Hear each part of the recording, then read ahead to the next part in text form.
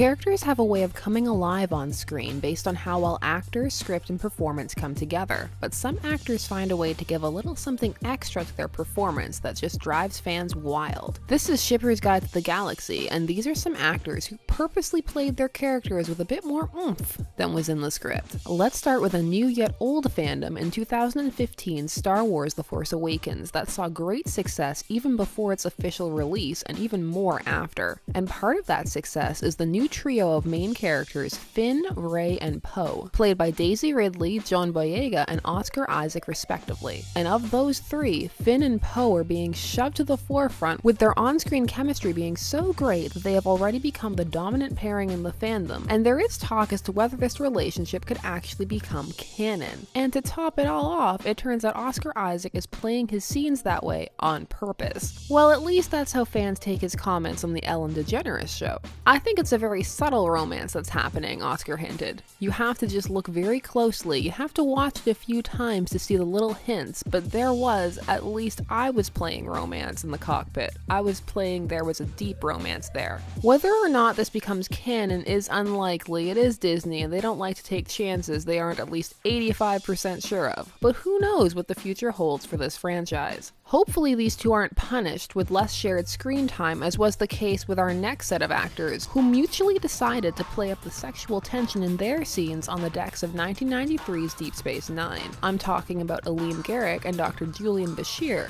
Alexander Siddig and Andrew Robinson enjoyed their scenes as Garrick and Bashir and decided that they were going to play them up, and Siddig was more than open to playing along with Robinson's interpretation of the character, a portrayal that took Aleem Garrick from extra to recurring and eventual integral character in the show. Robinson stated in an interview that he played Garrick's sexuality as ambiguous, not heterosexual, not homosexual, but just as someone who enjoyed interacting with attractive people. However, he admitted that Paramount frowned upon such an overtly sexual depiction of a character, as they were quote-unquote a family show, and thus the station's Taylor and its doctor saw their scenes limited and their relationship downplayed into near non-existence, and even a forced heterosexual relationship for Garrick.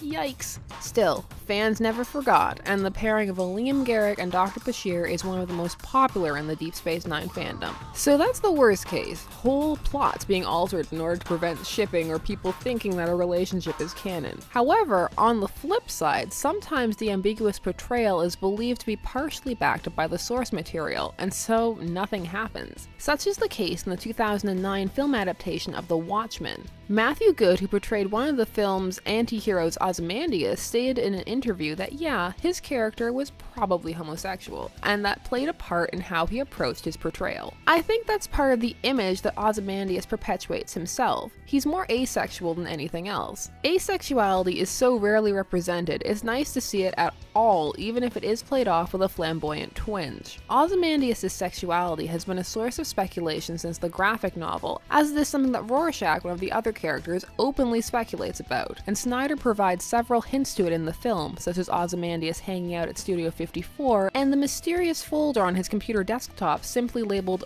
Boys. However, since the speculation came from the source material, Matthew Good's portrayal didn't cause any real ripples, and merely delighted fans who could find it in themselves to embrace the film adaptation. Still, Good really added more than he had to from one line in a comic book. So those were some actors who took it upon themselves to add a little something extra to their performances, going outside of the script to add their own nuance. Do you like it when actors do this, or do you wish they would just stick to the script? What's your favorite or least favorite instance of this happening? Answer all these questions and more in the comments below. That's it for this episode of Shipper's Guide to the Galaxy. Thanks so much for watching. Like, share, comment, subscribe, and stay tuned, for there are as many ships out there as there are stars in the sky.